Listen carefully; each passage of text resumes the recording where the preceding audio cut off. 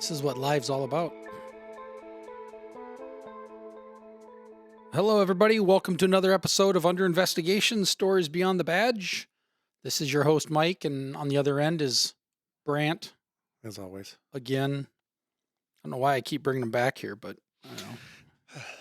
You're a good storyteller. I'm like a good lab. I just keep showing up. Yeah.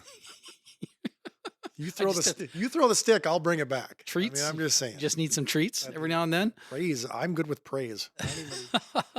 No, seriously though. Welcome back, everybody. It's been a hot second or two, but we're here. We're live on TikTok again. This is our second time doing that.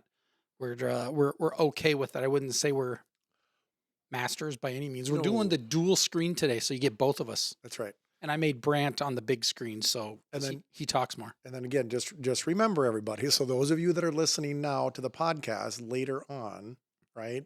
Don't go jump on the TikTok. We're not there now. So we're recording live, but when you go to listen to the podcast, we probably won't be live at that point. Well, they can still go to the TikTok. They'll just see all the little short bits that we put on. They can go to the TikTok, or they can go see us on Facebook. Oh, see what I did there? Right? Jeez.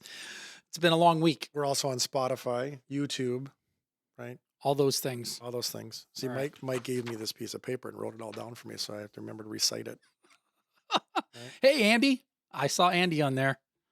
Anyways, Andy's a former coworker of mine. Hey, Andy, you should send me a text. You can join the podcast. I know you've got stories. That might not even be the same Andy. Oh, it is. I recognize the name. Oh, okay. Yeah.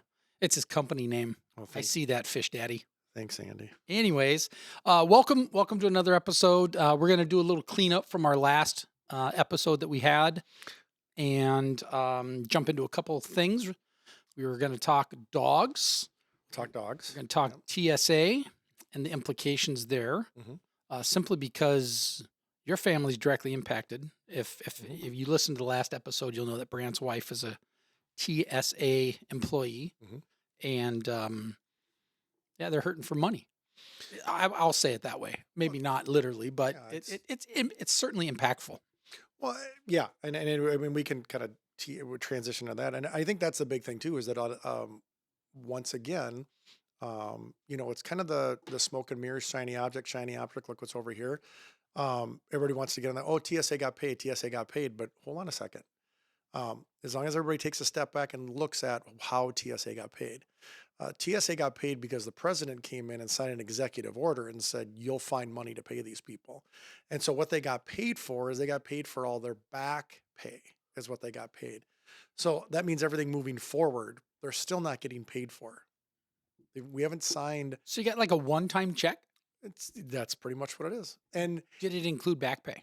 It did. It did okay. For the most part. But again, it's exactly what I said was going to happen is exactly what happened, which is that big check came, right? So 2.5 paychecks, right?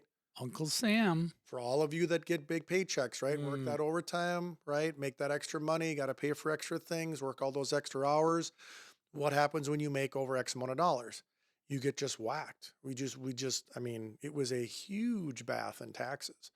Because instead of them breaking it up, or instead of them coming up with some sort of we're going to pay you this much here or this much untaxed or whatever, or giving the employees an opportunity of doing like a separate like back paycheck or something like that, it was one check for 2.5 pay periods. So when you take a, huge tax hit on that check, how much did it really benefit those TSA agents? And others within within DHS that needed those back checks. But yeah, I mean that's the problem is that the tax was, I mean, it bumped in 3 tax brackets up is what they got just hammered on. So and then so now we're in a position where moving forward now, we don't know what's going to happen with those paychecks. There hasn't really been a clear disclosure of the paychecks are going to keep coming, or is it once again you got back paid and now we'll see what happens moving forward?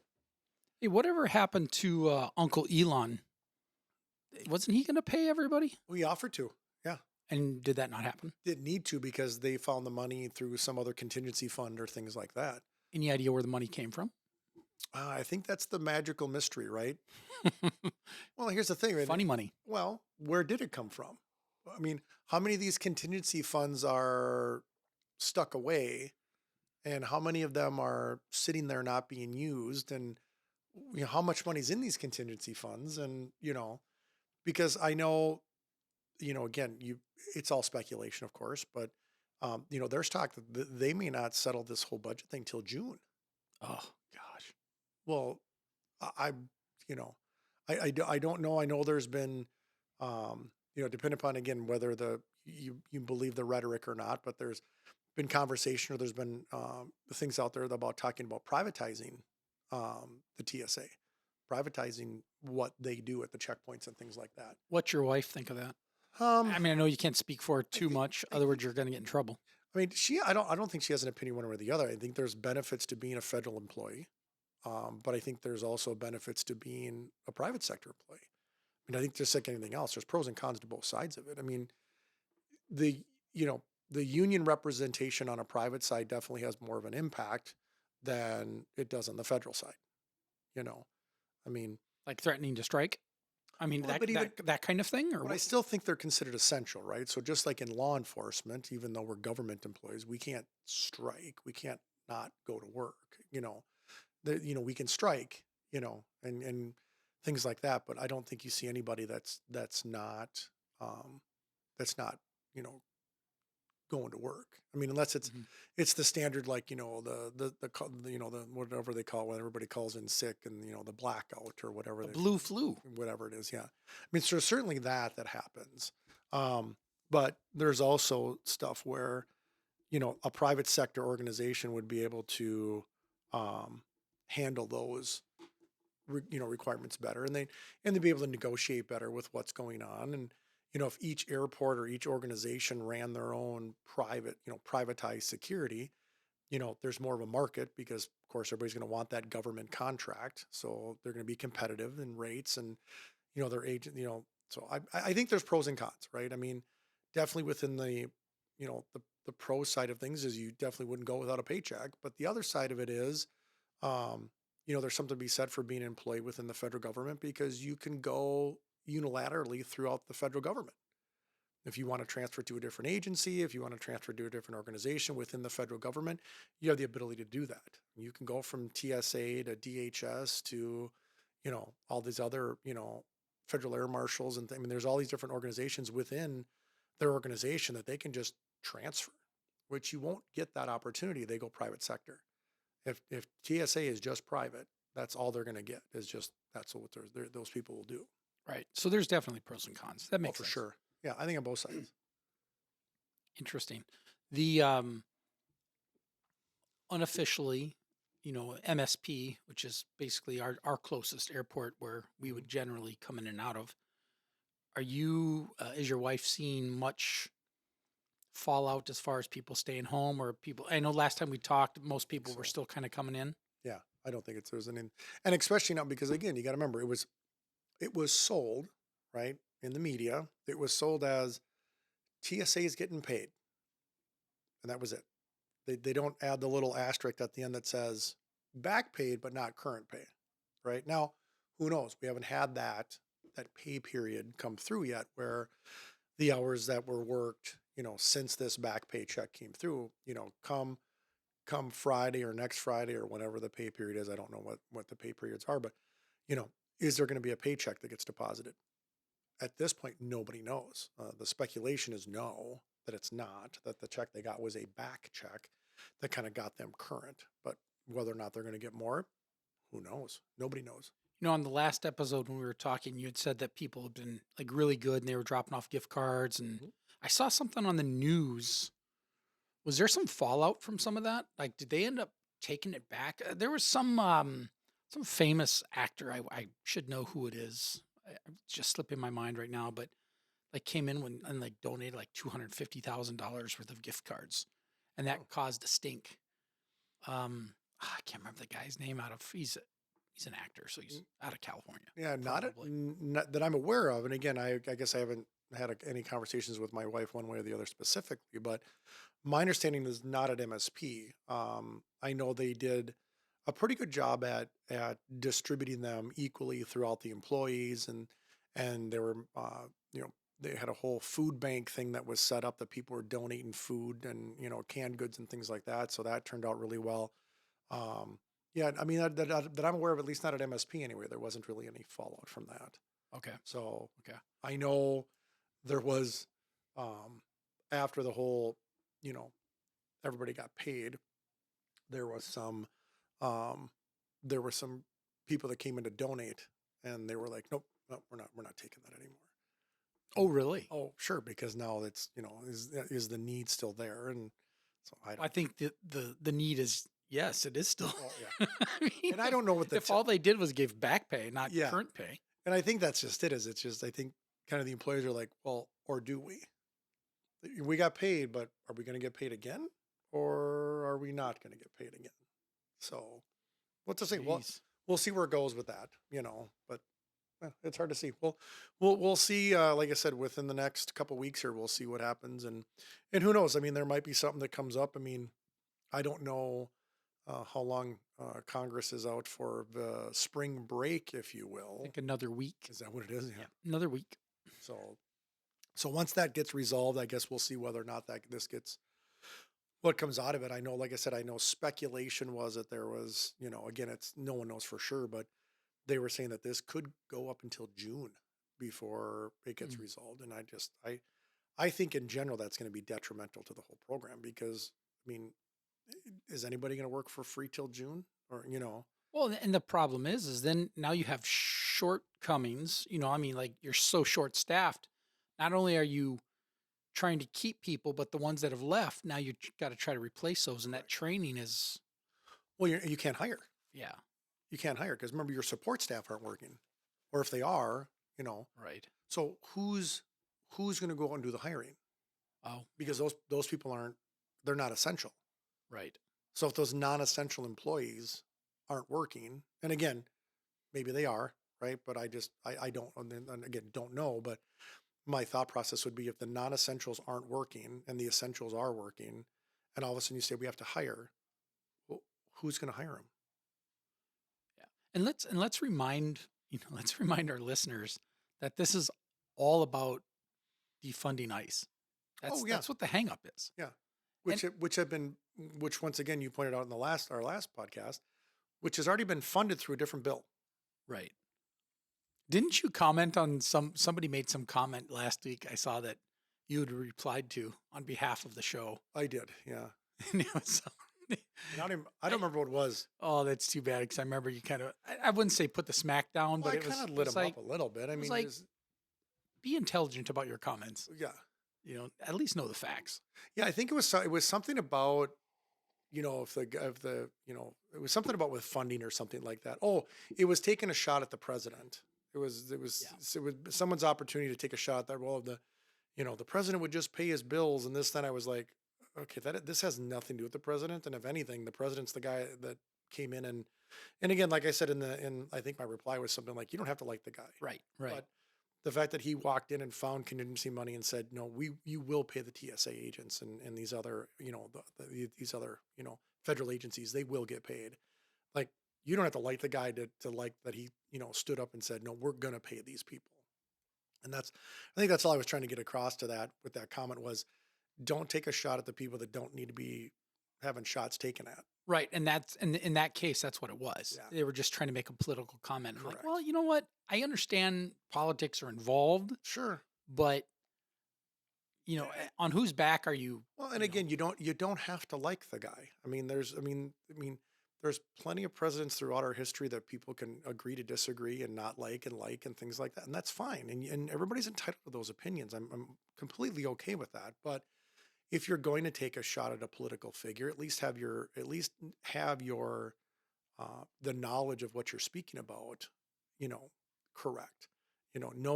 Know what you're speaking of, not just here's a platform for me to blast someone I don't like. Like, I mean, just be knowledgeable about what you're saying is all I'm, realistically is kind of like be smart about it. Yeah. So, but yeah, there was that. Yeah, I thought that was interesting. I was, and I'm just going to throw another wrench into one of your, Sure. into our agenda thing here. You talked about the news article that came up, that was ran by our local news about, about the hiring process. Oh, we're jumping right into that? Well, Let's do it.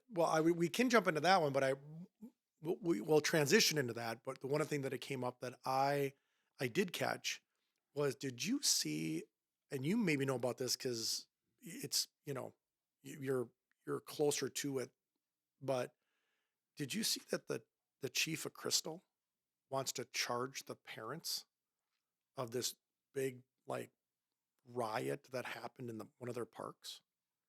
Apparently, one of their city parks in Crystal, um, these groups of kids are getting together and they're Isn't basically, that Chief Hubbard? it is, Okay. and I think what I happened, like that guy. I have a ton of respect for that guy. I do. I don't know. I don't know how successful he's going to be with that, but Well, it's because what it sounds like it's becoming a regular thing that these groups, they're getting together, and it's, I mean, for lack of, and I'll put it this way: lack of knowledge of not looking into the story more than the news article that was ran, the 15-second blip that ran on the news. So without digging into it much farther than that, so those of you that are listening or that are here can maybe comment further. But my understanding was it's something to the effect of the Crystal Police either have been responding or responded to a large group that was in one of their parks, turned into some sort of like almost like a fight club type deal. They showed up, broke it up. They've had multiple issues at this park. And the response was basically that the police department has kind of come forward and said, if you're not going to watch, and they're finding that it's these juveniles. And as we know, there's not a whole lot that you can do with juveniles as far as the, charging and things like that. And it sounds like the police department, specifically the chief, has come forward and said, hey, listen, if you're not going to take care of your kids, then we're going to come after you for not taking care of your kids. good luck. I mean, I'm not trying to be funny. I'm like, I don't know of a good means to do that, especially under current, And again, especially under the current leadership of the Hennepin County Attorney's Office. totally agree. It's good in theory. Yeah. I just think though, Well, but it would be a city attorney thing, though. I mean, it'd it'd be a city mixed attorney there, and again, but same thing though, still Hennepin County though. Right. Right. So whether or not it would actually get, but I do like the concept of holding your children or holding the parents accountable for their juvenile children's actions, because it should be. If you don't, if you're going to let your child just run wild and allow them to do all these things, then where does the parenting kick in? You know, then and where does the child endangerment stuff kick in? And I mean, it's a slippery slope. But what do you do? I mean, what do you do? Because there's been instances in the last couple of years where you have parents that are actually trying, and their kids are just so out of control. I mean, we could make the Right. snickers and the jokes about, well, you should have started earlier. I mean Right. that. But the reality is you've got like these, these kids, because they are kids. Literally, I've Yeah. got car theft reports right now that I'm investigating that are kids, Mhm. literally 12, 13, 14 years old. Mhm. They're out there stealing cars, and you have parents who are sincerely like, I need help. Correct. My kid is out of control. Please charge him. I mean, look at the, not that I want to give them airplay, but the Kia boys Mhm. of the last 2 summers. Mhm. They're responsible. I don't, I know that this is recorded, so I got to be very careful, but I mean, the percentage of cars that they were stealing out of the Minneapolis area were like, most of them were being taken by this group of like 10. Yeah. And with that, there was a theft ring that was out before that, right? And that's what it was, is that there was obviously older adults that were involved in this, but they were recruiting 12 and 13-year-olds to go out and break into houses, break into garages and things like that. But that's because they knew the kids wouldn't get in trouble. Correct, because They were proxies. correct. But that's what they were doing, you know. And again, I think I think that's where the line comes in though. And if as an agency you step back and you say, mom and dad have reached out to us numerous times about trying to get this problem resolved, right? I think that changes the dynamic versus, you showing up and mom and dad going, well, what do you want us to do? Well, I want you to parent your child. That's what I want you to do. Right. I want you to be a parent. I just, and you know me, you know me. I'm not exactly one that's, a bleeding heart by any means, Right. but I do have some compassion for those parents who find themselves begging for help Correct. and there's nobody there to help. Correct. Yep. Because sometimes you hear we can't do anything. Yep. Which, and again, and sometimes the system doesn't allow us to. Like, Oh, that's what I'm saying. legitimately, Oh yeah, and that's why I threw up the air quotes Yeah. because I mean there is nothing built into the system, other than locking Correct. locking the kid up. However, think of back in the days when we were baby cops. Yep. Thistledew, Oh yeah. gone. I know. It's gone. Terrible. I mean, there's no, I don't want to say no, there's very limited secure facilities for these people, some of these kids. And the reality of some of these kids are that, if they're not locked up, they're going to continue to do these things. And remember the goal of juvenile justice, right? Yep. It's rehabilitation, not Yeah, incarceration. That's all it was. Yep. And it still is. Sure. But it is. at what point do you go, okay, enough's enough? Well, and if You've you're, stole 10 cars in the last month. yep. And where is the rehabilitation if we're not providing a facility to rehabilitate? I know there was a facility up in, don't quote me on this. I want to say Isani County, and same thing. It was a facility that was, it was very similar to like, what Thistledew was, is you went up there and, it was out in the middle of nowhere. So it was like, you want to run away? Go for it. Where you going to go? Yeah. Well, I think that's kind of what Thistledew was. That's wasn't exactly what it was. it? Out in the middle of nowhere. It Yeah. was. It was a, It was like Thistledew and like Totem Town, Boys Totem Yeah. Town or something like Yeah. that. Was that Like- the same place? I don't think so. Okay, two separate places. Yeah. But well, maybe it was. I don't know. I don't- Northern Itasca County. I know that. Like Northern Itasca County. And it was, I mean, it was literally like, it was a bus ride to get into the resort. And it was like, well, the resort. you want to take off, go ahead.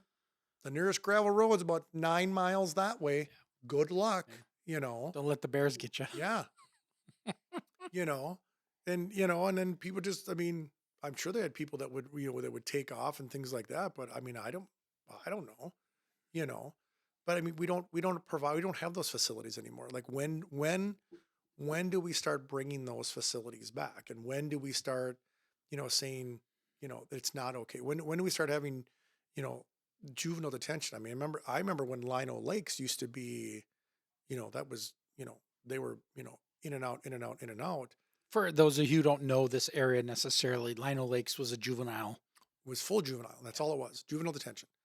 And now, with like fences and everything. oh yes. I've made a few trips there. Yep.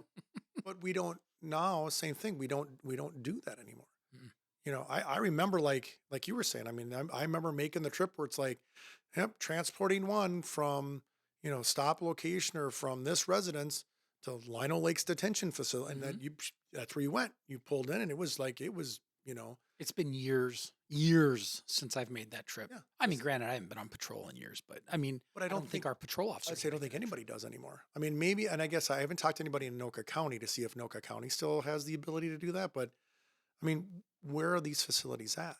And once again, I mean, Hennepin County, like, even when you were working the road, how many times did you bring someone to JDC? Oh, you'd be told no Never. most of the time. Never. Yeah, most of the time it was no. I can, It's gotten so restrictive in the last few years, I can tell you. There has been some, in fairness, I want to, talk both sides of the coin, so to speak. In fairness, there is now an appeal process that you can make, and if you could actually talk to a person to get approval, but I don't know how often that actually happens. right. I'm gonna guess very rarely because I see the in custody reports every Right. day when I'm working, and I can't tell you the last time I saw a juvenile in custody. Right. It's been a long time. Because we don't, right. And because whether it's a society or it's as a, law enforcement community or whatever, we're not providing those consequences. Yeah. So what is the consequence? Do you know what I mean? Like that's where you're in their position of what is the consequence then? If the 14-year-old or the 13-year-old goes out and does X, Y, Z, and again, pick your crime. If there's no consequence, then what are we doing? If mom and dad aren't going to have consequences, and if our juvenile justice system isn't going to have consequences, then then do we wonder why now that things are turning out the way they are? Do we wonder why now? Why, we have these juveniles who are, turning into what they're turning into? Are you saying that generically? Because I know why.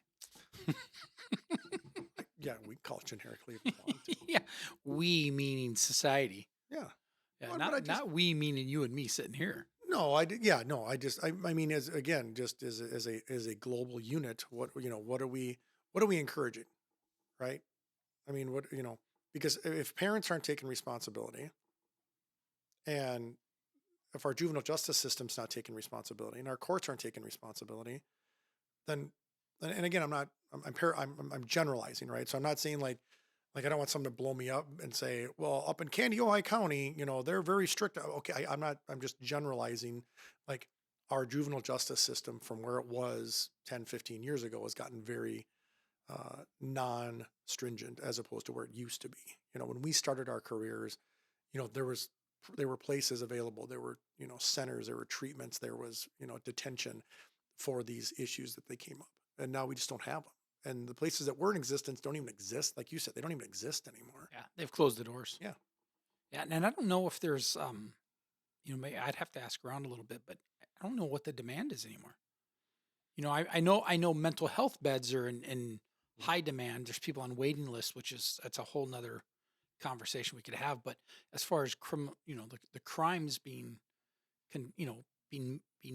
made by juveniles and being held accountable in facilities, I don't I don't know if the judges are even sentencing them No, to institutions, so to speak. and how many of them do you think they're spending into mental health that aren't mental health? Oh, Just for detention oh, purposes. I've got a few Right. suspected cases that No, but you know what I'm saying, though. I mean, if I've got nothing else, right? If I'm the road guy, and I've dealt with this kid numerous times, why not try the mental health road? Because you're not going to. There's no facility to detain him, so you know. but we've seen cases within my agency where the kids are figuring out what things to say to not be held accountable. Oh, sure. They're getting, is it Rule 21? I think it is. Mhm. Oh, wait, is that alcohol? I can't remember. Anyways, the one for mental health, Right. and they're getting out of charges because they know the buzzwords. Sure. They've got Well, they've access been to the internet. well, and or they've been coached, Yes. right? I mean, they're not facilitating a lot of these thefts and things like that aren't facilitated by a 13-year-old. Sorry, they're just not. Right. It's being facilitated by somebody above them that's of age that tells them, hey, if you get caught by the police, you say this. If you get caught by the sheriff's office, you don't say this. If you get asked by a judge and attorney, these are your hot button words you want to use. And they're coached. They just, I mean, I don't course want to do it. yeah, yeah. But I do. I didn't even know what happened. I don't even know what happened. Jeez.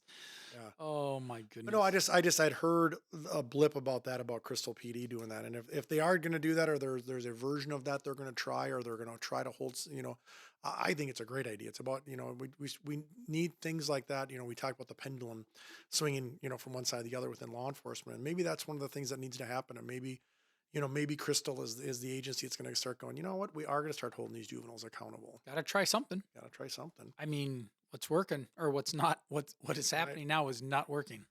But you had talked about that, so we can. But what sparked that is because obviously we had talked about, and you can probably speak to it better. So you said there was an article that came out, local news station, about. Was it just about the recruitment in general, or was it? Yeah, basically, it was correlating. It was correlating the candidates, the pool of candidates, or the lack thereof.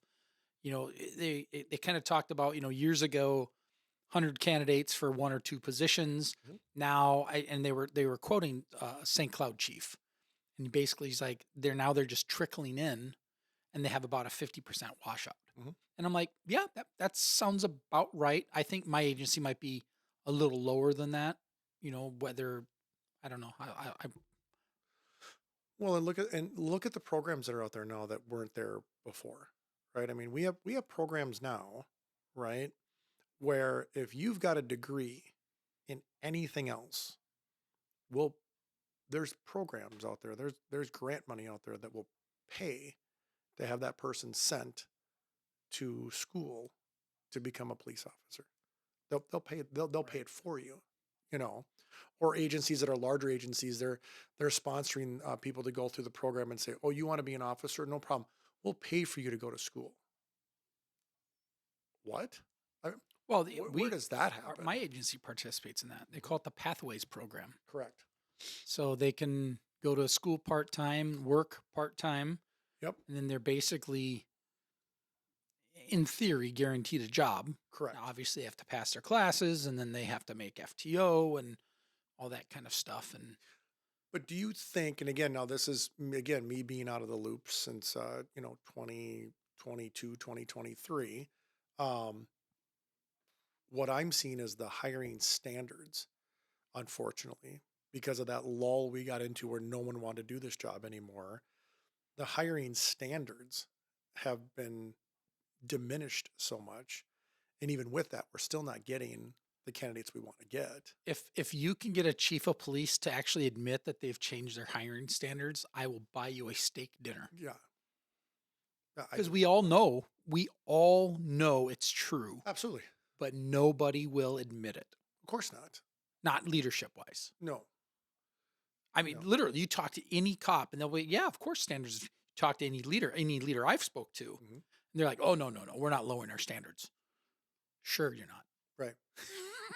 How many agencies, and that's Well, I not, guess what are your standards? Maybe that's the well, question. but all you simply have to do is just look at it. And again, I can, off the top of my head, I can think of 3 agencies that had them and they don't anymore.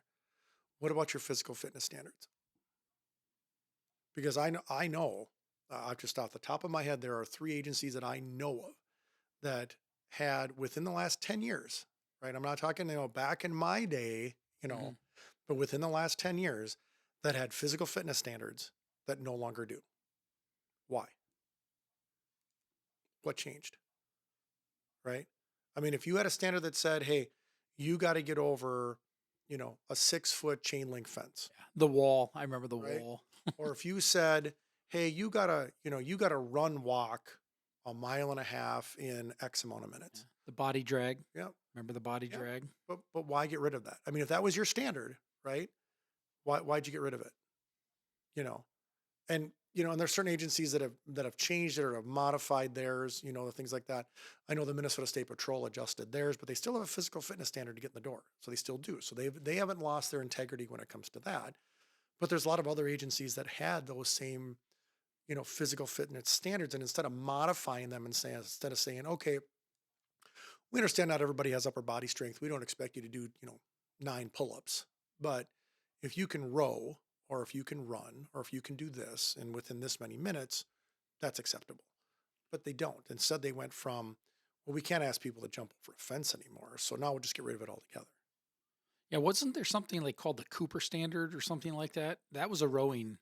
No, the Cooper standards was the military. That was the military physical fitness standards. Were the Cooper standards, and a lot of so the Minnesota State Patrol, a lot of other agencies adopted those standards, and then it was just at what percentile was your cutoff of what you would allow. I mean, they had a percentage for everything that you did, right? Whether it was the walk, whether it was the push-ups, sit-ups, 2-mile run. Was there like a V sit and stretch, or I can't remember what it's what. Yep, But yeah, I remember that. You had to get a certain number. Yep, correct. And they all had standards and they all had percentiles. And then the agency could pick, okay, you got to meet, the 40th percentile or the 60th percentile, or you could judge where your candidates came in reference to that standard. But there was a number attached to every one. But what was that, what was that standard at? But now you have agencies that used to have those standards and now they don't. I mean, there are agencies that basically said, hey, if you show up and you walk around our track at the high school, Hi, Sean. that checks the box. That was it. Right. And that's okay, because the fact that you said there is a physical fitness standard, and the standard is you're going to show up at the high school, walk around the track twice just to say that you could do it, and you're going to check the box. And that would weed people out. Well, the problem with that is there's not many people left. Well, that's how we got rid of it. But that's what I'm saying, Right. is you go back to what you said, find me a chief that says that they haven't adjusted their standards. Sure they have. Now maybe not under their watch, right? If you look at, the chief that's currently in office and he looks back and says, whoa, whoa, whoa, those standards were gotten rid of 2 chiefs before me. Yeah, but they changed though. What I'm saying is from when you were a cop, officer XYZ, to when now you're the chief of police, did those standards change? And to say no, you're not, that's incorrect because they have. And for many reasons. I mean, do I believe that physical fitness standards defines, a good police officer? No, absolutely not. But, you know, but to say that we have zero, if you have, if that's important to your agency and then you got rid of it, that's changing your standard. That's all I'm saying is that, you can't say, oh, we're not adjusting our standards. Yes, you are. You absolutely are. So what are you seeing as an instructor? I mean, what like the type of people that you're seeing now? I get my setup is this. My setup is this. I've noticed people that are going into this field, I don't necessarily think are career minded. I think they're job minded, if that makes sense. I mean, you're seeing people go in for 3, 4 years getting out, or you're seeing people who don't necessarily know what it entails, like mentally, Yeah. is what I'm saying. Um, I yeah. And see, I think and it varies, right? That's a fair question. I think it varies, right? So I think it depends on what and who, right? Because I think when you talk about like pathways, and the IC poet groups, which was the state funded program. what was that? Icy Poet? IC poet. Yep. It was a grant. I don't think it's out there anymore. It was I think I don't know if it was a one time deal or whatever. It was a grant program that was out there that the state of Minnesota had kind of brought in to help recruit agencies that needed help recruiting or hiring people that maybe didn't have the budget for it. So it was partially state funded, but it was similar to what the Pathways program was, which is you had to invest in the agency if the agency invested in you. So in other words, you were working as a CSO or you were working as an evidence tech or something, and you were working with the agency in some way, shape, or form. I think those programs are successful because the people that go, I want to do this job, and then they start working for an agency where they have to commit to time within that organization. They have to commit to time within that organization. I think shows that they either do or do not want to do this job. But you got to remember, and it's been like this since you and I went to school, right? So this is not new to law enforcement, but in the state of Minnesota, no one says, you want to go to, any one of the colleges that provide a law enforcement program. There is no real, I mean, as long as you pass a background and don't have anything, disqualifying things and stuff like that, there's nothing that says you can't go take those classes and go through the program. You know, were there students, were there kids I went to school with in 1996 that we all sat back and went, that person's never going to be an officer. Yeah. Absolutely. But they passed the entry level of tests. They passed their exams. They didn't have any criminal history in their background. They were allowed to take the classes. Who says no? Well, You know? I spoke to one of my instructors years ago. I mean, we're talking over 20 years ago. That said, now I don't know if this is folklore because I'm going to be honest, I don't have the receipts.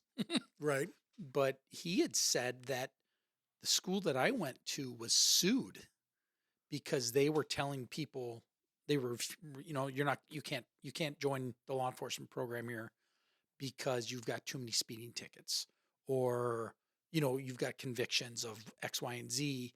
He said that they either got sued or were threatened to get sued because you can't deny somebody an education. So they were letting people in 20 plus years ago that they knew Mhm. were not going to make it. And it's too bad because it's a double-edged sword because I don't want to say it's dishonest, but if you can't have an honest conversation with the potential student and applicant and say, look, dude, you're XYZ, this probably isn't the career path for you. Correct. But if you do that, you're exposing yourself and opening yourself up to Yeah. liability. And that hasn't gotten any less stringent. Yeah. Right. So I mean, there's candidates that come through now, And like, again, there's people that come through the programs, and it happened when I was in like I said, I don't even have to go back when, from my teaching, within my teaching tenure. I'll go back to when I was actually in school. And when I was in school, you know, we're all in our 20s, and there was this kid that was going there, this guy that was going through with us. The guy was 45 years old in 1996. And he was like, I want to be a cop. And it's like, at 45 is when you want to start your career to be a cop? And we had a guy I mean, okay. we had a guy that was in his mid to late 40s, and he got hired Yeah. right away. Then like 6 months later, he got arrested for CSC. Whoops. Like, whoa, hello. Whoops.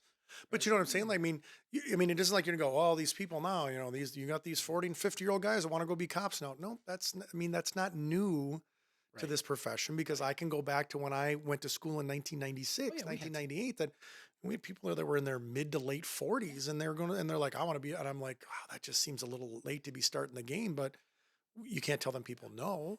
Yeah, and we had people in their 30s, that had done like full military career, and maybe Yeah. not full because that'd be a 20-year career, but had done a couple stints in the military and joined, and I mean they were some of the most physically fit, Mhm. great candidates. Right. That's why a lot of law enforcement officers are former militaries, because they've got that discipline, they've got Right. that, in the context we're speaking now, that physical fitness. They were ready to go. How many agencies, right? And again, not to go like back in my day, right? How many agencies do you remember when we first started? And even not me, let's just say 10 years in, right? Not even when we first started. Let's just say 10 years into our We career, got to figure that out. right? Fingers. Do the math, carry the one. That was a long time ago. How many agencies did academies? Back then, Mhm. oh, Minneapolis, St. Paul, maybe. Minneapolis, There might have been I don't even know if St. Paul Minneapolis, did. St. Paul, State Patrol. State Patrol, right? Mainly. Yeah. Now, Our agency is a 4-week academy minimum. right. Yeah, yeah. I don't think they're You know what I being mean? Like, taught everything now. well, here's what it comes down to. Um, and again, don't have the stats and the statistics to back it up, right? So for the don't for those of you that are listening that have these numbers, don't be hating on me now. I don't have the specific numbers, Anecdotal. right? But the post board gives X amount of hours to train peace officers. That number's not changed much. It has, right? But it hasn't changed much. But what has changed is all the additional things that the post board wants us to teach. So Is DEI on there? no, Good. no. But things like active shooter, Yeah. right? We never had active shooter when you and I went through school. They train active shooter in school yeah. now? Oh, really? Yep. You know, um, there's just, de-escalation stuff, evidence collection stuff. I mean, there's a lot of stuff that we're teaching now it's good stuff. It's absolutely, I mean, I think the post board is going the right direction of saying, hey, this is some stuff we need to incorporate into our educational system. The problem is that other things, when they don't change the amount of hours that are needed to educate these people, or to educate these students, it's got to get taken away from somewhere else, right? So, in your opinion, just real quick, I want to get this thought out. In your opinion, should they expand the minimum training hours? Should the Minnesota State Post Board, should they extend it? I don't know what that would look like educationally, but instead of I think at minimum it needs to be I think that, and I'm not saying that they don't do it, right? Mm. But I'm thinking there needs to be a reevaluation of how many hours of training are we dedicating to each component of what's expected for them to learn. And the one thing I would do is, and again, not having been subject to it myself, but the one thing I would do is I would go to these other agencies and I would say to them, you're hosting an academy now. You never used to do that before. Why? What do you feel that your candidates aren't getting through our training, through our 2-year degree program and our skills? What do you feel that they're not getting, that you as an agency have to take the time and the expense and the hours and everything that goes into that, and you now have to invest into this officer before you even put him on the road? Well, I know. What are we missing? Well, in my agency, it was like, like when I went through, and again, we're Mhm. talking 20 years ago. The quote unquote academy was we called it admin week, and it was really going in, signing your Right. papers. Here's HR. Go meet with HR.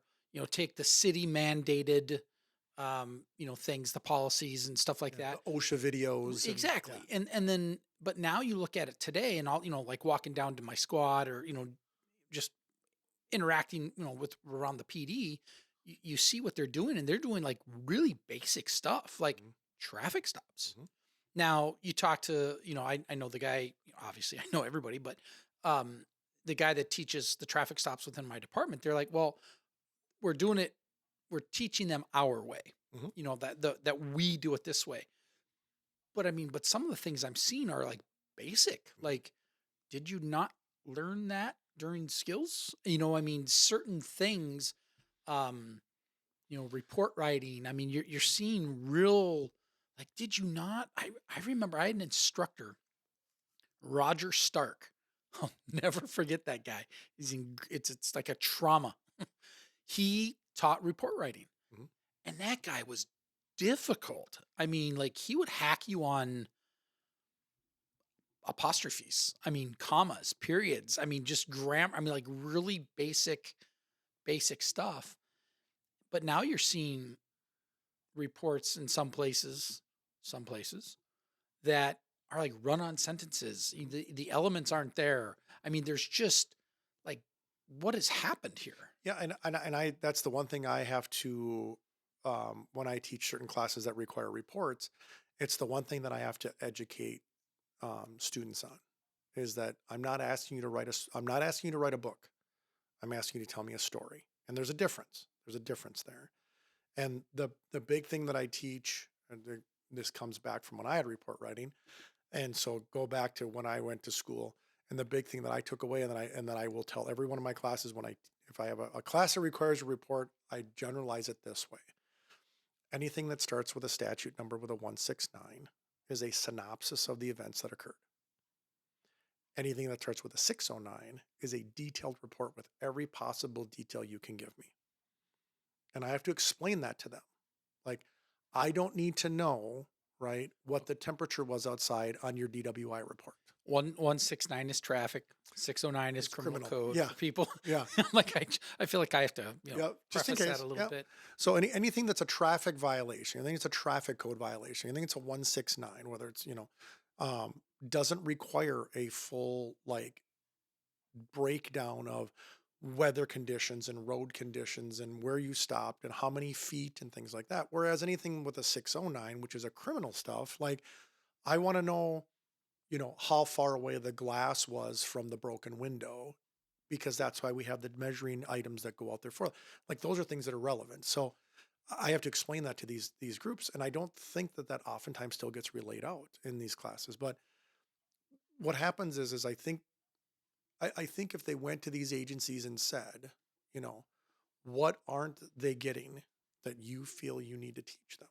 What aren't they getting that you feel they're lacking when they come out of skills and come to your agency that you had to start your own academy? Because there are multiple agencies throughout the metro and outstate, even not even just within metro, just Oh, really? outside Outstate? that are Like smaller agencies? Mhm. Oh, that are really? that are Okay. literally in positions where they're having, and even if it's just a mini academy and 2-3 weeks or whatever, but what are they not getting that they feel like, hey, and those are the people I think that the post board needs to look at these and do and kind of almost do a reshuffle and say, okay, here's what we're finding that here's what we're teaching.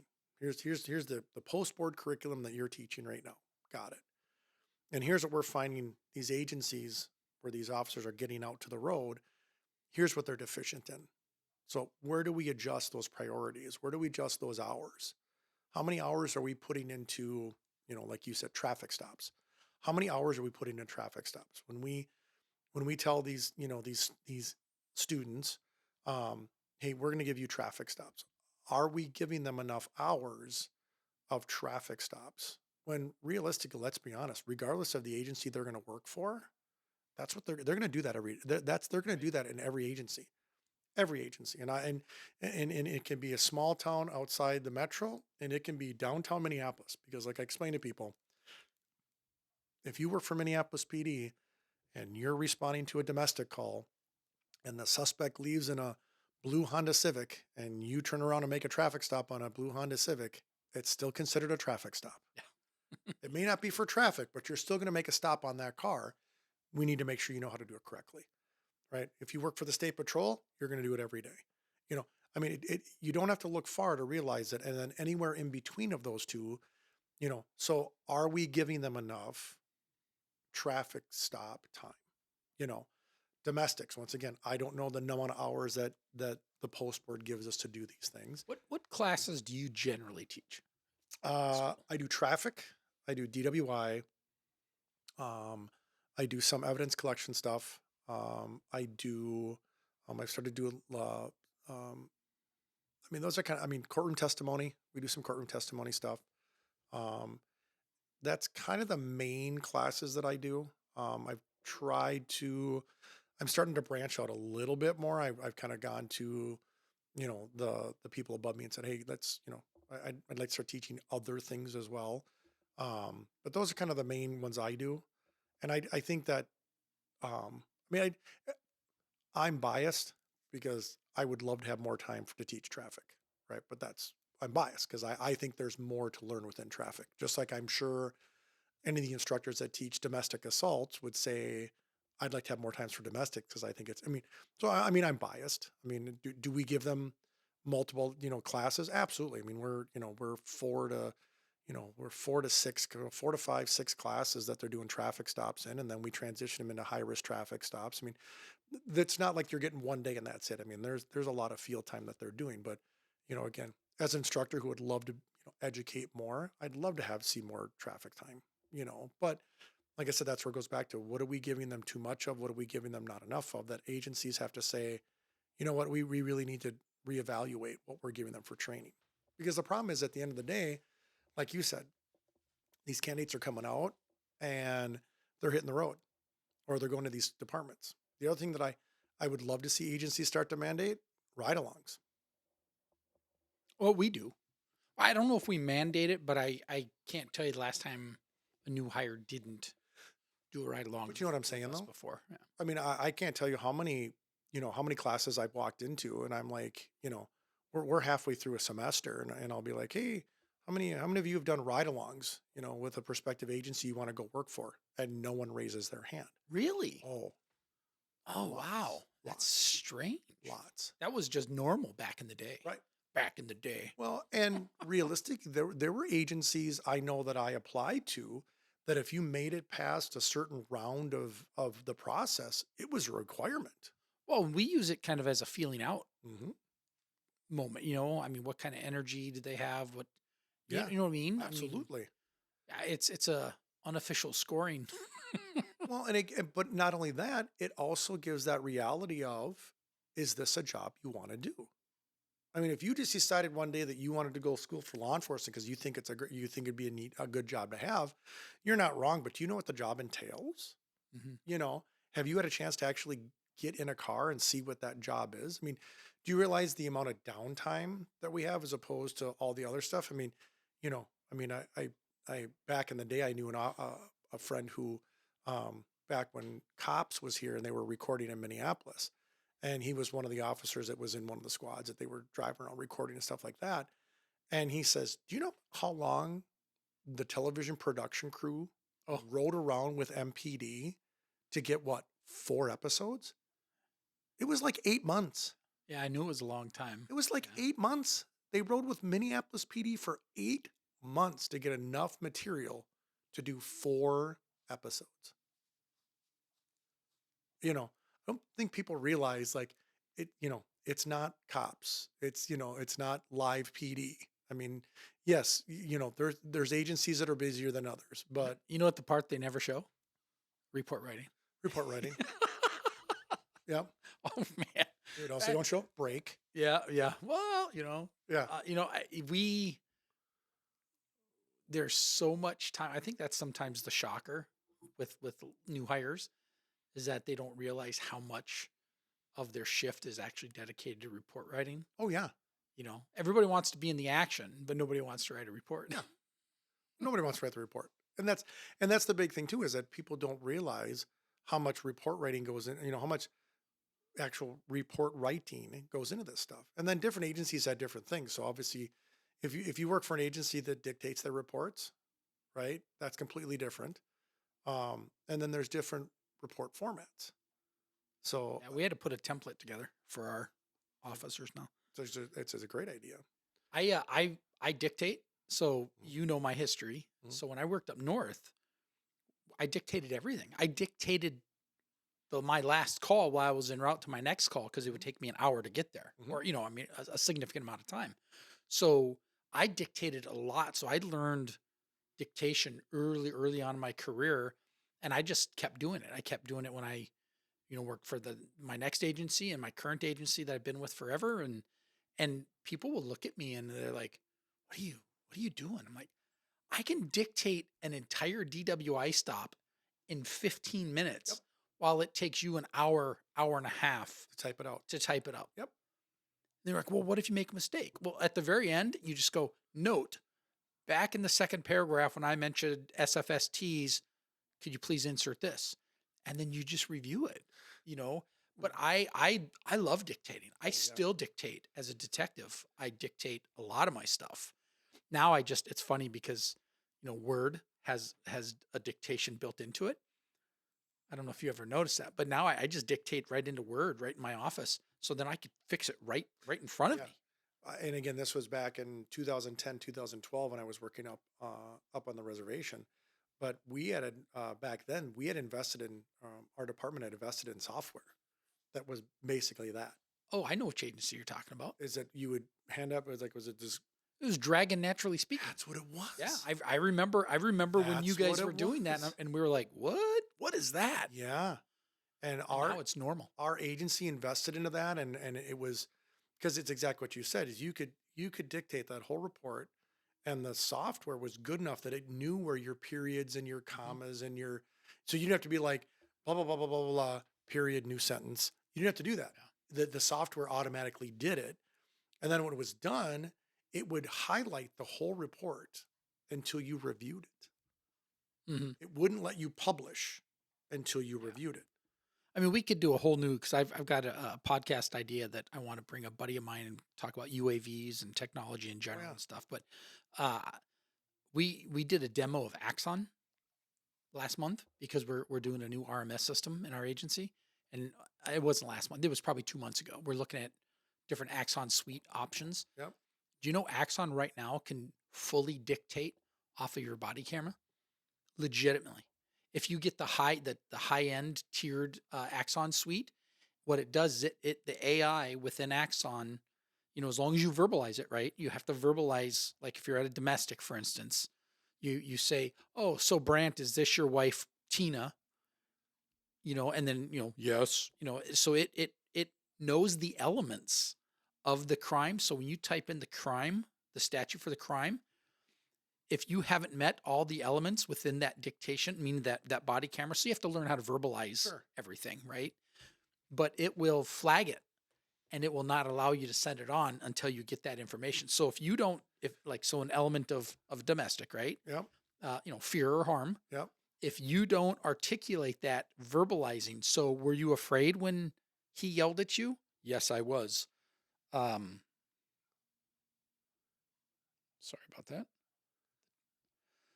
If you don't articulate that, it'll flag it and say you're missing this element. Okay, that's pretty cool. It's really cool, but it's kind of scary at the same time. Yeah, I knew that they had technology that came out where it would translate off your body camera. You could do translate. Yeah, but now it's like the next level where it's the next, like, it's amazing. I don't know if, first of all, my agency will never buy it because it's expensive. Yeah. But for some of those agencies who want to go that next step and really, I mean, can you imagine, let's just say all the bugs are worked out, but can you imagine the quality of reports that are going to come through? Sure. And if you're a smaller agency, because I think that's part of it too, is your agency size, right? Because that's if if I remember correctly, Axon base everything off of Users. how many users are on the system. If you're a smaller, I mean, and let's remember, right? So a majority of the agencies in the state of Minnesota are 10 or less cops, Hmm. a majority, right? And I don't remember that. I think somebody told me one was like 80 some percent, Yeah, it's high. you know, Yeah, it's high. are 10 or less cops. Well, if you're one of those smaller agencies investing in that software, you can maybe almost afford to have the higher tiered package, because if there's only 4 cops or 6 cops in your entire agency, and to have that technology, Yeah, and if you don't have a receptionist correct. or a Well, transcriptionist, sure, you're saving. I mean, you're saving a salary yeah, no, you're right. It of could someone be. coming in to do that. Yeah, it's amazing. We were all, so I was in a group of people on the technology committee at the time. Um, we were all like, our jaws were dropping. We're like, this is out there. They're like, yep, this is the first generation. But just in the examples that they were showing us, we were like, wow, But again, we can get into that into another episode. But Yeah. so No, but let's. I know this is a hard transition, but just for the sake of time, and one thing we wanted to talk about, just a high level, was dogs. So I know, let's talk about pups for a little bit. So want to talk about pups? everybody, I shouldn't say everybody, for those of you who know Brant either personally or just through the show here, Brant has a couple different dogs. He's got a pet, he's got a working dog, he's even got a service dog. Correct. So he kind of hit all three of the types of dogs for the most Service part. dogs. Service dogs, yeah, plural. 2. Yeah, he runs a farm of dogs I out don't there. have a farm of dogs, but You got a bunch. How many dogs do you have? 6. My point is made. Now, I'm sure you love it, every single one of Have you them. not seen that one? Well, you get one. Well, you got to get it a friend. You got to get it a friend so it's got something to talk to. Well, and what if that one doesn't like the other ones? You got to get him another one. Well, and I've already got 3. You might as well get it. What's one more? Yeah. So if you go out of And at that town point, and you might as well get a whole set at that point. if you go out of town and you have to board your dogs, I mean, you have to take out a small business loan. Well, we don't board all of the dogs, because we still, we still have the ability to have, we have adult children that can look after our Oh, dogs. there you go. Built So, in. but the service dogs, and the working dog typically get boarded just for safety purposes, just so they're, but yeah, usually we've got, I have two service dogs. I have a service dog that was we call him a foster fail. He was supposed to be he was going to be a service dog. He was a Soldier 6. They picked him up at the pound, and he was going to, the goal was he was found wandering the streets of South St. Paul at 4 months old. And the goal was to rehabilitate him and make him a service dog. And based on he's very reactive. He wasn't going to make a very good service dog. So he kind of became a foster. We fostered him, and he kind of became a foster fail. And then, and then I think that's common, isn't it? yeah. And then and I will say, the organization, Soldier 6, originally they contacted me and they said, hey, could you foster this dog? He's not old enough to really start training anyway to be a service dog. Could you foster him? Let's try to get him rehabilitated. He was very reactive when we got it. 4 months old. He was we figured 4 to 6 months, right? We don't know for sure. Shout out to trainer Mike from Soldier 6, Once who's again. been on this podcast. Yep. We need to have him back. He said he would come back. Oh, Yeah. that dude is so funny. I know. So funny. Um, You don't even have to talk about cop stuff or dogs. Yep. But so they said, hey, would you mind just fostering the dog, see if you can get him rehabilitated? I said, sure. So once he got to the point where he was kind of in that era that he was about a year old, we're going to start training him. Just a lot of struggles, a lot of reactive. He was good with the training. He wasn't good around others. And as anybody knows who trains dogs, when you have a reactive dog, it's not that you can't train that out of them, right? So for all the dog trainer people out there right now, trust me, I know you can train it out of them. There's going to be 100 opinions. Yep, With yep. 100 different. And you're, There's a canine guy watching right now. yep, I'm and like, he's oh, yeah. and he's right. I'm waiting and- for him to light us up. Yep, and he's right. You can train that reactive out of them. The question is, how much time and energy do you put into it, for the organization that's already donating and paying for all this stuff out of pocket as it is. So it wasn't that the dog couldn't have been rehabilitated to train that reactiveness out of it. It just was the investment worth the time, as opposed to getting another dog and just training that dog from the ground up. So so when we got to the point where we realized this dog maybe wasn't going to make a great service dog, the organization, Soldier Six, stepped in and said, "Hey, you know what? We'll find a home for him." Well, he'd already been through the trauma of being abandoned at 4 months old, and then he had to come live with us with our pack and learn how to be. But that was the first time that dog had normalcy. And so what we didn't want to do is we didn't want to take this dog who'd already been through some trauma, rip him away from the other dogs that he'd become friends with, and you know, introduce him to another family. So we just said, you know what, we'll just opt to hang on to him. So, but yeah, so we have that. So we have him. We have the two service dogs, and then I've got my working dog, which All is right. an So explosive detection dog. so tell us the difference. What's the difference between a working dog and a service dog, for instance? What they cost. I think we could probably skip the pet because I hopefully everybody knows what a pet is. Yeah. It's your companion. It's the dog that jumps up on you and licks your face, or at least in our case, Well, there's says hello. And yeah, so you kind of and you kind of work your way up. So you have the pet, Mhm. right? That's your home dog, and then you have the emotional support dog, which is that dog that helps you cope through emotional situations and things like that. Common with people with PTSD or other Well, that would issues. now you're starting to get into the working Oh, dog really? Oh, see, I'm going or to the learn service something. dog. I'm Yeah, going to learn something today. yep. So there's the emotional support dog, which is when I have the dog around, you know, emotionally I feel better. It helps me get through the day, things like that. And those dogs, once again, those are the dogs that people wander around with. They maybe don't have the right training, they don't have the right discipline. The dogs maybe don't know how to act properly in public. They haven't really had any formal training and or certification, so to speak, that requires them to be, you know, a working or a service dog. And then you have, so you go from an emotional support dog, you go to a service dog. A service dog has certain standards that they have to meet by ADA, the American Disabilities Association, to be considered a service dog, as opposed to an emotional support dog. If your dog meets that standard, and that's the one where that you're talking about things like, you know, PTSD dogs, which what was my dogs are. You're talking about dogs that people have for like diabetics, you know, things like that. Those are service dogs, and those are the dogs that, you know, wherever that dog goes, wherever I go, that dog goes. They can't be denied access and things like that. They perform a service. That's the main takeaway, is that that dog performs a service for the handler. And then you transition from that and you transition into working dogs, which is what I also have. And so the working dog is just that. It's a dog that works and provides, for, you know, whatever, whether it be an organization or a group or whatever. So obviously, my dog is owned by a third party canine company, but we search down at the airport, out not the airport itself, but the one of the cargo facilities outside of the airport, and we screen cargo and mail that gets sent out on aircraft. So she is a explosive detection dog, and she's trained on 9 explosive orders and to be able to detect those orders. And we have to put her. She's got to have monthly order training every month, which is required by TSA, and then there's a yearly certification that she has to have every year. Which you just successfully passed, I We hear. did, yeah, yep, we did. Middle of March, we were at went and recertified her dog, so she's a 3P canine certification is what she has. What's So that?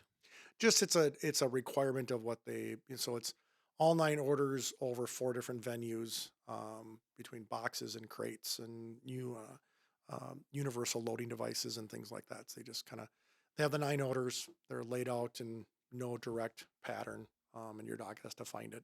You're allowed to have um, 1 miss and 2 falses, and if you have that, then you know as long as you're within those standards, you can your dog will pass. Now they're currently in the process of revamping that to make it a little bit more stringent, which isn't a terrible thing to have, but especially when we're asking our dogs to look for explosives that may or may not be getting loaded onto airplanes. Well, when you said that, I'm like, I don't want the dog to have any misses Yeah. if I'm on that plane. Yeah. Well, and let's be honest, right? And the big thing, and all canine guys, whether you're you know have a working dog in law enforcement, or if you have a working dog that's you know doing this type of stuff, any canine handler will tell you that we are on the dumb end of the leash. And most of the time, when you have misses, it's because you, as the handler, weren't paying attention to your dog. Really? Sure. Hmm.